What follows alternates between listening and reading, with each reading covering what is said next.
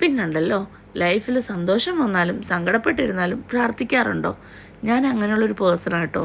ഞങ്ങൾ എല്ലാ വെള്ളിയാഴ്ചകളിലും മുടങ്ങാതെ പോകുന്നൊരു സ്ഥലമാട്ടോ ഇത്. അതായത് വെള്ളിയാഴ്ച രാത്രി 12 മണിക്ക് മുമ്പ് ഞങ്ങളിവിടെ എത്തിയിരിക്കും. ഇത് വരാപ്പുഴയിലുള്ള സെയിൻറ്റ് ജോർജ് ചർച്ച്, പുത്തമ്പള്ളി എന്ന് പറയും കേട്ടോ. ഇവിടെ ഈ കപ്പേളയിലാണ് ഞങ്ങൾ എല്ലാ വെള്ളിയാഴ്ചകളിലും മുടങ്ങാതെ വരുന്നത്.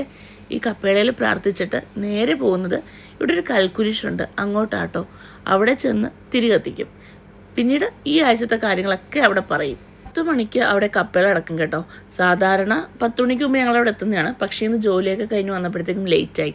അതുകൊണ്ട് കപ്പേളയുടെ ഉള്ളിൽ കയറി പ്രാർത്ഥിക്കാൻ പറ്റിയില്ല. അതുമല്ല, വൈകുന്നേരങ്ങളിലൊക്കെ വരുവാണെങ്കിൽ നല്ല തിരക്കായിരിക്കും കേട്ടോ ഇവിടെ. ഇവിടെ നമ്മൾ തിരി കത്തിച്ചതിന് ശേഷം ഇതിന് മുമ്പിലൊരു കൽവിളക്കുണ്ട്. അവിടെ ചെന്ന് എണ്ണയിട്ട് തിരി കത്തിക്കും. ഇവിടെ കത്തിക്കാനുള്ള തിരിയും എണ്ണയൊക്കെ മേടിക്കാനായിട്ട് അത് വിൽക്കുന്ന ചേട്ടന്മാരും ചേച്ചിമാരൊക്കെ അവിടെ തന്നെ ഇരിപ്പുണ്ട് കേട്ടോ. അതും അല്ലെങ്കിൽ പള്ളിയുടെ വക സ്റ്റാളും അവിടെയുണ്ട്. വെള്ളിയാഴ്ച അല്ലാതെയും ഞങ്ങളിവിടെ ചില ദിവസങ്ങളിൽ വരാറുണ്ട് കേട്ടോ.